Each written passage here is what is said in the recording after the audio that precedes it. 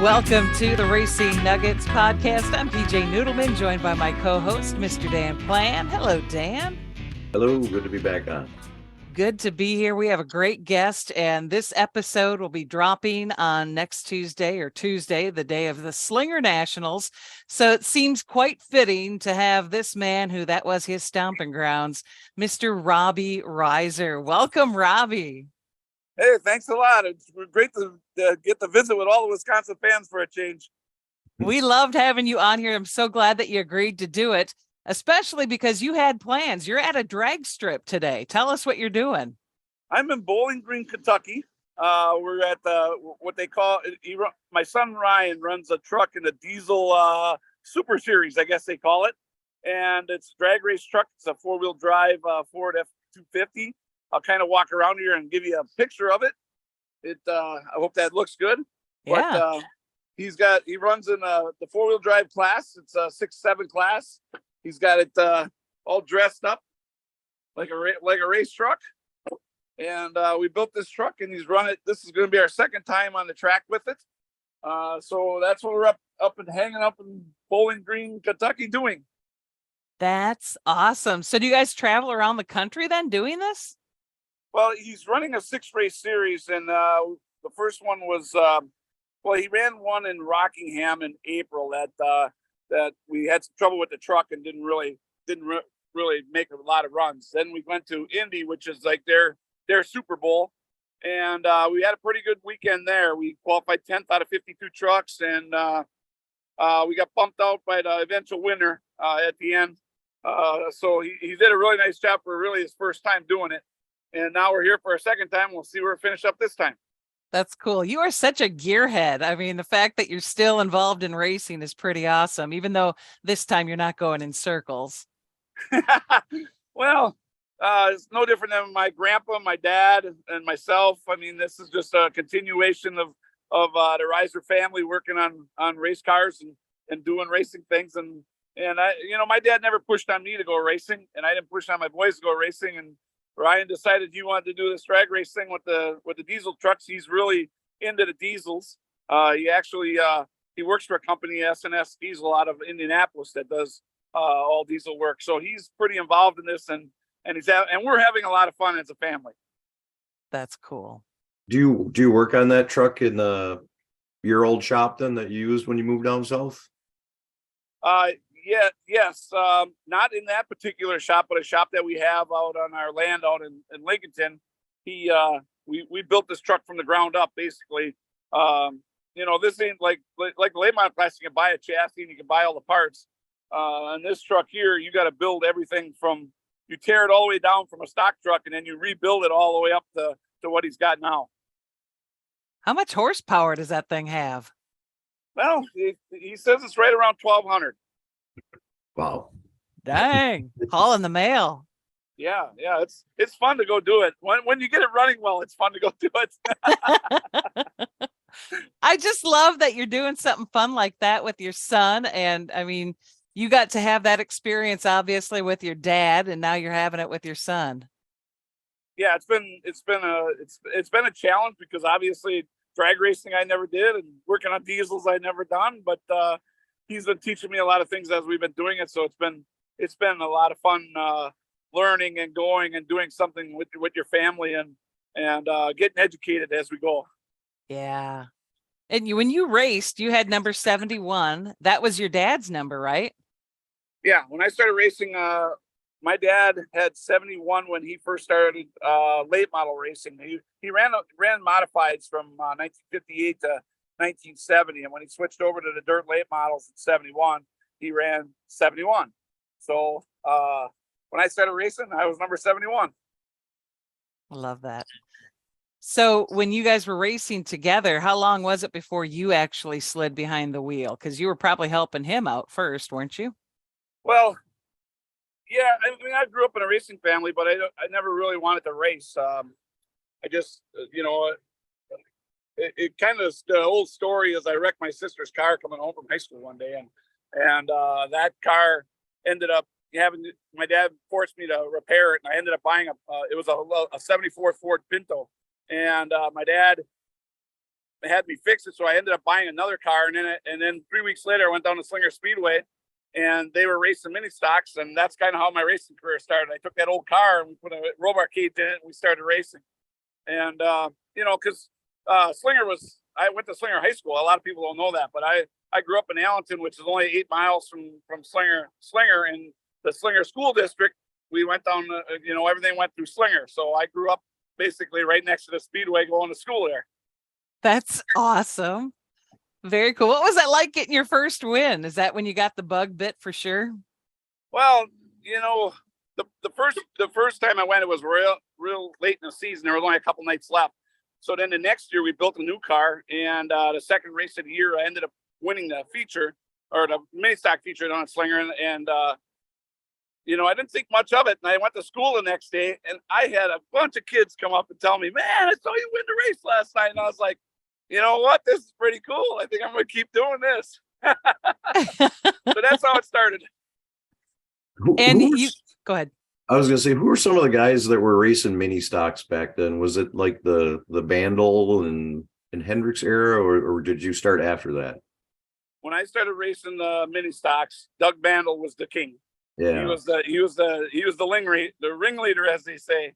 And actually, when I talk about that first win, me and Doug slammed across the finish line. I beat him by about 6 inches. And Doug was probably 50, 60 years old right in that area. And I was this kid from high school, and he did not like me. And I didn't like him either. He had the black car, I had the white car. So we had it going on. Oh, that's awesome. That is awesome. But you've won a lot of races throughout your career. What is probably the biggest race in your mind that was like a real cool moment for you? Well, the coolest moment was probably winning that very first mini stock race. Probably the one that, said, I want to do this. I would think that, I really don't have any, winning races, you try to win them all. And I don't really have one that really stands out. I think in '93 when I won the Wisconsin short track championship with that 6-race series where you ran the Dells and Madison and Slinger, and everybody was racing it. I think that probably is my biggest highlight of my short track career, was winning that title. When did you decide to make that transition then from driver to crew chief or car owner, if you will? Well, basically in '95 we tried to run the full season in Busch Grand National, and then we did it as a family. We basically ran out of money, and financially we couldn't do it. So the thing that changed the whole thing was we ended up getting a program in '97 that had a driver, Tim Bender, out of New York with Kraft Foods, and we could run it out of our shop. And to keep everything working, that was the decision. It wasn't really a hard one. It was, if you want to keep the building and you want to keep the cars and you want to keep the equipment, you better, you had to get something in there to keep it running and keep the bills paid. And that was what paid the bills. So it wasn't that hard of a decision. I wanted to keep it all going, and I didn't move all the way down there to have it all fall apart. So there had to be some decisions made that were a little tough at times, but that was the reason. And then when Bender no longer was in the car, y'all needed a new driver. How did you decide on Matt Kenseth?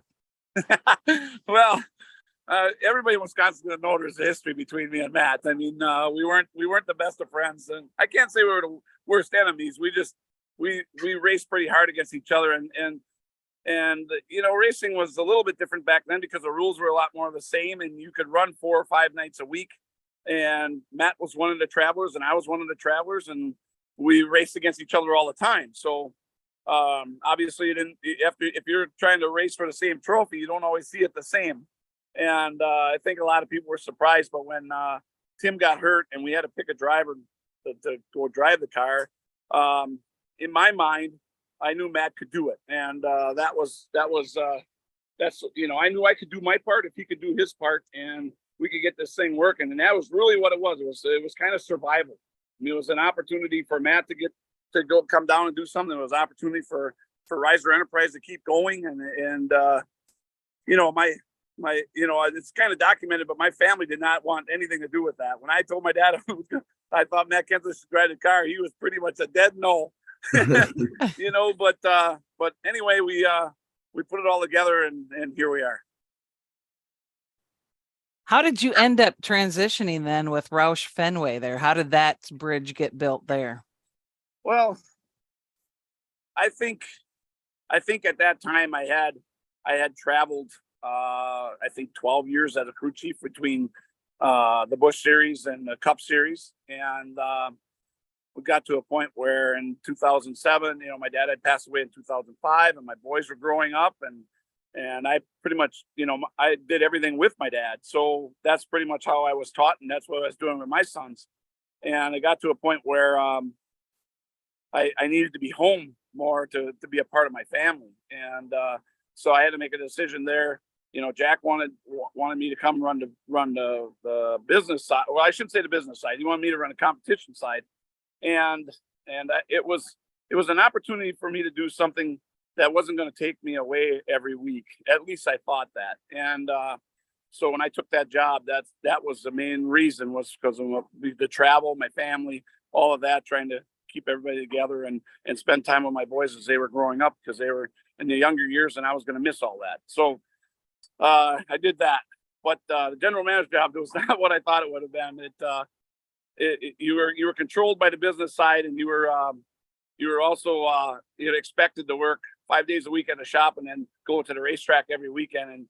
And I actually had less time as a general manager than I did as a crew chief to spend time with my family. So that really took a toll on me over those years. I did enjoy your interview with Dale Jr. when you talked about Jack naming a road Reiser Way out in his shop because Robbie always gets his way. Well, the funny part about it was, when I took that job, I thought that they wanted me to grow it. I thought they wanted me to make it bigger and better than what it was. And when the first thing you need to run a place like that, you have to have everything. Has to be 100%. Best driver, best car, best engines, best crew. All those things have to be there. So one of the things that's very important is obviously pit stops are key ingredient on that thing. And I wanted to build this pit stop area so we could at that time we had 14 teams going between trucks, Busch cars and Cup cars, and I wanted to make this thing so that we would be very, very competitive. And so I had gotten all the pricing, and I got it approved by him, and everything was set. And I don't really know what happened, but it took about 3 or 4 weeks before the construction group came down. And when he flew in on a Tuesday, he saw that construction equipment out there, and he lost it. I mean, he came in my office and he started throwing stuff around and yelling at me, and even the office girl, he left my office, and the office girl came in and checked on me, make sure I was okay. And all of a sudden, Jack come flying back in there, and his hair was all to one side, and he says, he started swearing at me and saying Robbie Reiser gets his effing way, and that's where and so he walked out, and then as this thing got built, they put a street sign down there that said Reiser Way on it, just to keep the story, I guess, and it's still there today, I guess. That's cool. That is cool. So, Robbie, you keep talking about family, and obviously your dad really planted those family seeds in you to keep your family tight and together. And your dad and you had a lot of memories together. What are some of the, values and other things that your dad has just really left an indelible mark on you in your life? Well, I think the thing my dad taught me was hard work. I mean, my dad was a worker, and he started Triton trailers in 1975, which at that time we were trying to race the cars, and we had no money. I mean, we did everything on a shoestring. We built everything, and he did so much for our family and for us to do all of those things. It was incredible, and some of the things that I remember so much of when he won the mid-season championship at Hales Corners, he actually shoot us kids out on the track, me and my sister Roxanne, and we rode in the car off the racetrack, with the trophy with my dad. And that was probably a memory I'll never forget. I thought that was the greatest night of my life because I was getting to ride in a race car. But I think, there's been times too, where we did a lot of things together. I think, to grow our business to the point where we had the Bush Grand National team running for a championship with Matt driving, and then going to work for Roush and winning the championship in 2003, and being able to have my mom and dad come to New York and see us on the stage at the Waldorf. I mean, those were big memories. I think, one of the hardest things for me was, the Waldorf was always so packed, and a lot of the team and a lot of my parents and everybody had to be in a second room, and they basically watched it on TV. I sort of took a little luster out of that because I really wanted them to be in the main stage watching what we were doing, because that's what everybody had earned. So when I talk about a little bit that the 2003 championship took a little bit away because of the way they did the Waldorf program, that hurt me a little bit. But my dad got to see something that he never thought we would ever do, and that means a lot to me. That's cool. I was Are you lucky really enough- tight with? Go ahead, Dan. I was gonna say I want to say it was early '90s at New Smyrna during a rain delay. Me and the group of guys I was with were in the parking lot, and your dad walked up and introduced himself. Said he's from Triton Trailers, and he seemed awfully proud of his boy back at that time. He was proud of me at times. He also wasn't so proud of me when I drove into people, but he was a great. I mean, he supported our family, whatever us 5 kids wanted to do. He was always there for all of us. And mine was a little bit more because of racing, and it was more public, but he always supported all his kids in anything that we wanted to do, and that's what made him special. You have 4 sisters. Are you pretty tight with all 4? Yeah, our family has always been together. I mean, when you got 4 sisters, you always have, and you're the one brother, you always got to battle a little bit here and there. But all in all, we're pretty proud of the family that we have. That's cool. That's cool. Like I said, this episode is going to drop on Slinger Nationals Day. Do you follow much of the racing, or are you just too busy with family stuff now? Well, sometimes I do. It just depends. If I get a little bit of time, I try to pay attention. I love short track racing. I got to say that the NASCAR racing kind of wore me down a little bit, but short track racing, when I go there and I watch these young guys work on the cars, it brings back memories of how hard everybody used to work. And hell, some of these races pay $500 or $600 to win. You race like they're worth $1 million, and that's the part that you can't forget where you came from. And that's really something that sticks out to me when I go watch the short track races. I love watching all the guys working so hard, and all the young guys. I shouldn't say young guys. There's a lot of veterans in there too, but everybody works really hard to race and do the local thing. And that's pretty special to me, because that's where we all came from. It seems like that's kind of becoming more and more of a trend, even in NASCAR. A lot of those NASCAR folks come back to the roots and run. There's a lot of NASCAR folks entered into the Slinger Nationals. Who is your pick to win? Because your boy Matt's back at it too now. Oh, if I don't say Matt, he's going to say, "Why did you say me?" I'm not that close to it to be able to pick somebody. I would.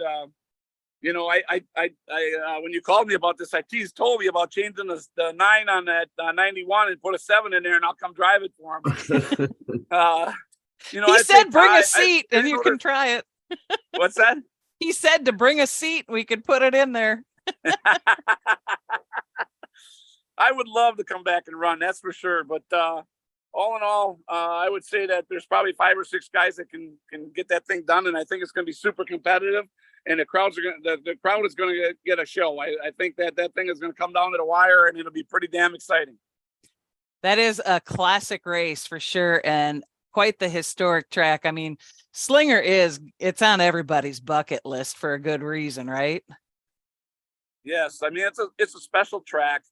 When Wayne Erickson started a lot of years ago, when the Nationals first came up, and you saw all the premier drivers that came and ran that and won that and even raced in it. I mean, you see some of the pictures from years back of the drivers that were all in those fields.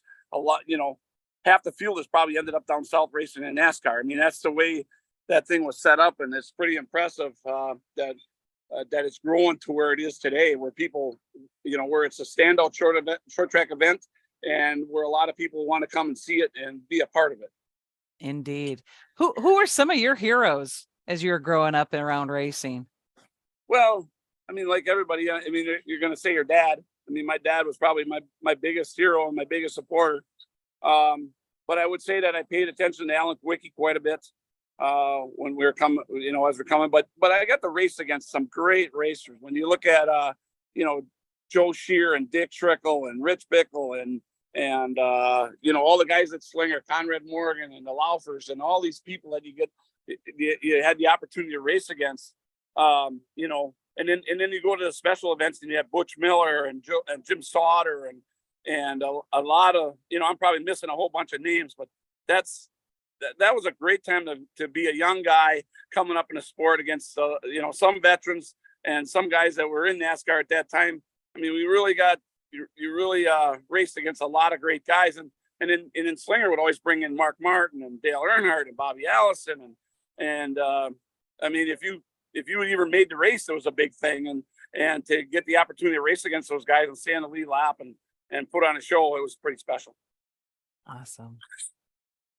Well, Dan, do you have any other questions? Otherwise, we can. No, I'm bummed that I actually have a Robbie Reiser t-shirt that I bought one of my first trips to Slinger back in the 90s, but I didn't remember to look for it to dig it out so I could show it to you. But I still got my Bob Fish Pontiac Robbie Reiser t-shirt.